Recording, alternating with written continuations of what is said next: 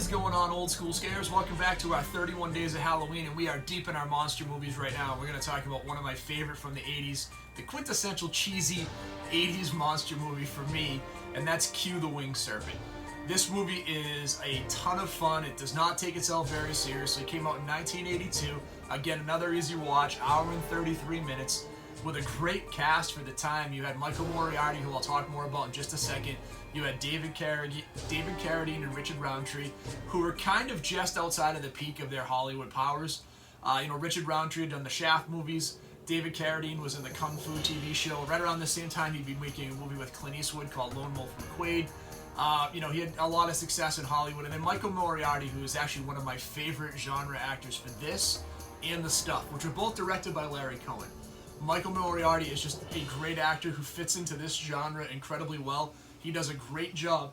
What I love about watching him on these movies is he's very good in the movies, but he's very tongue-in-cheek. You're not sure if you're supposed to take him seriously or not, but he does a great job with the character and the development, and you just you get sucked into his presence when he's acting in these movies. So I enjoy him a whole heck of a lot. I think he does an absolutely great job, and I think he's a ton of fun to watch in these movies.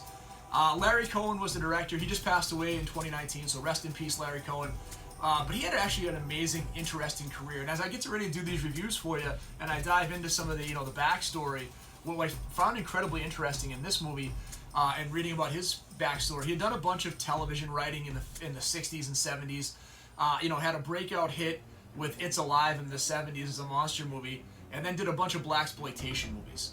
And then kind of got into the 80s and did a bunch of horror and genre stuff, and then kind of finished up towards the end of his directing career doing another blaxploitation movie called Original Gangsters, right, which had a bunch of the cast of the 70s blaxploitation movies.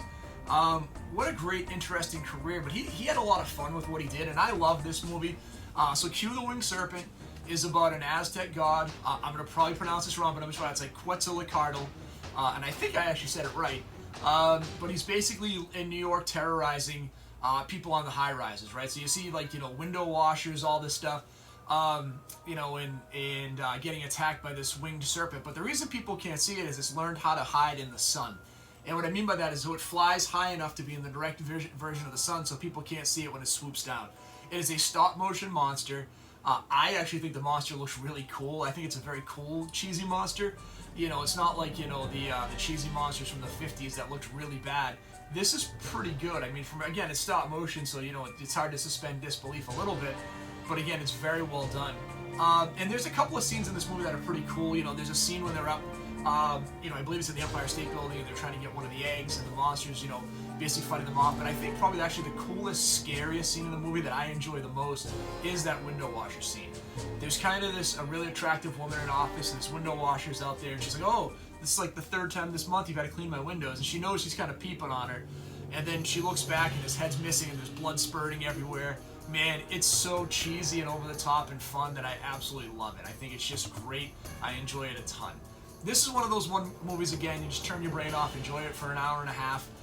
Again, know going into it that it is absolutely a cheesy monster movie, and if you go into it with that mindset, I think you're going to have a whole lot of fun and you'll enjoy it quite a bit. Tomorrow's movie, we get into something a little better and a little bit more, mainstream, one of the most successful movies of all time. We're going to do two Spielberg movies back-to-back the next 2 days, and we're going to talk about Jurassic Park, and then we're going to talk about Jaws. So I look forward to sharing those two with you. Those are two of my favorite movies of all time, so I'll share that with you tomorrow. If you haven't done so far, please hit that like and subscribe button, and as always, stay scared.